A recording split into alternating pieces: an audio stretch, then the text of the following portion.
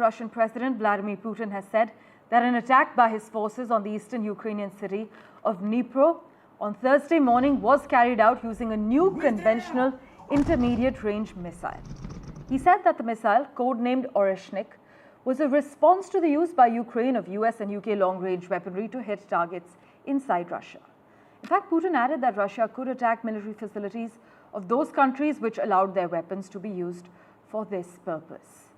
As you are aware, the US and the UK authorized the use of their weapons and missiles this week in a major change of policy. By the way, the US sanctioned dozens of Russian banks as Washington ramps up economic warfare against Moscow. This has happened within the last 12 to 14 hours.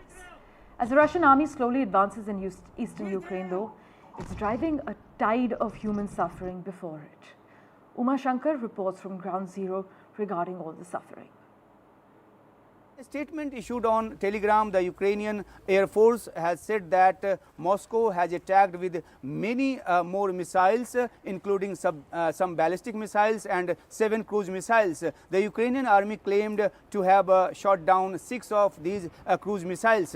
On the other hand, Russian media claimed that British Storm Shadow cruise missile have been fired on Russia from Ukraine's side. About 12 missiles attacked a target believed to be a command headquarters in the village of Marino, but there has been no official confirmation of Russia's claim by Ukraine or the UK. Meanwhile, according to Ukrainian media, this base was being used by North Korean and Russian officials or soldiers. It is being said that more than 10,000 North Korean soldiers have been deployed to fight from the Russian side on the front with the Ukrainian army that has entered in the region of Kursk. The US has also given permission to use long-range missiles for attack these areas, and Ukraine has also been given permission to use Britain's Storm Shadow cruise missile. At present, the round of allegations and counter-allegations is going on from both the sides, and in the meanwhile, the war is becoming more fierce. And tomorrow, what course it will take, no one knows.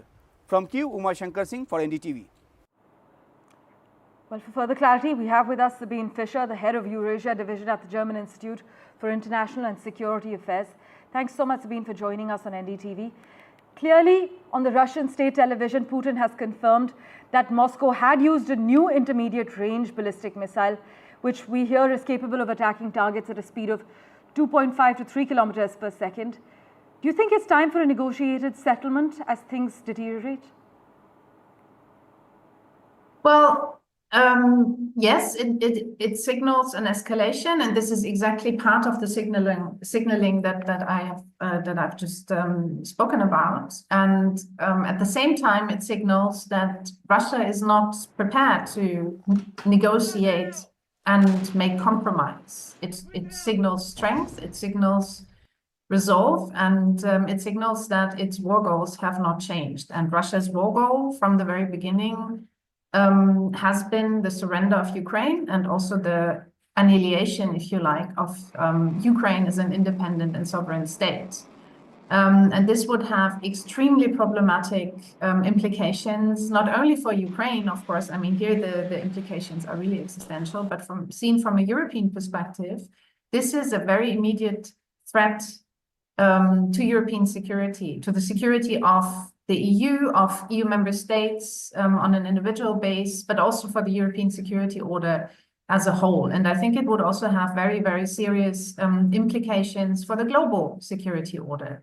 So making concessions, seen from this perspective, is very, very difficult. And as long as the Russian side does not signal that it is ready to compromise, I think it's basically very difficult to start any kind of negotiations.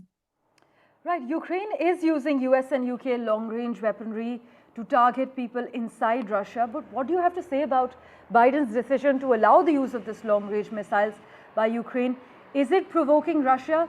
I mean, Putin had warned that if the West gets involved, things will not look up.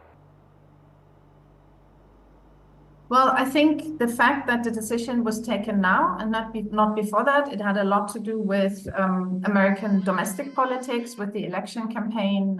So I think the Biden administration indeed waited until after the elections because it didn't want to damage, let's put it like this, the election campaign, Kamala Harris's election campaign. From a Ukrainian perspective, this is, of course, very, very regrettable because, I mean, you know, it's unfortunately a characteristic of Western military assistance to Ukraine that it's always accompanied by very cumbersome and complicated discussions, and that decisions are being delayed on a permanent basis. So I think this is very much the case here as well.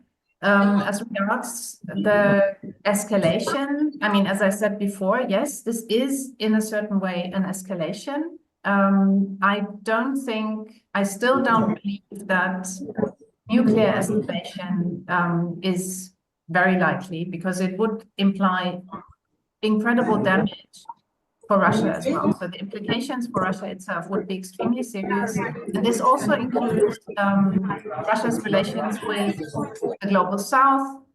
Countries like China, like India and others have made it very clear that they don't want this kind of nuclear escalation. And I think these are signals that reach the Russian government. And this would only be one of the implications that a nuclear escalation would have. And I think what is also important is that, I mean, you know, you asked about concessions in your prior question. If Russia were to win this war, this would also mean that, you know, so the threat with nuclear escalation, I mean, this would send a signal to many states globally that the threat with nuclear weapons is actually very efficient if you want to change borders. And this would be very dangerous, as I said before, for the international security. Indeed. Thanks so much, Sabine, for joining us on the World 24/7. We will, of course, revert to you for regular updates.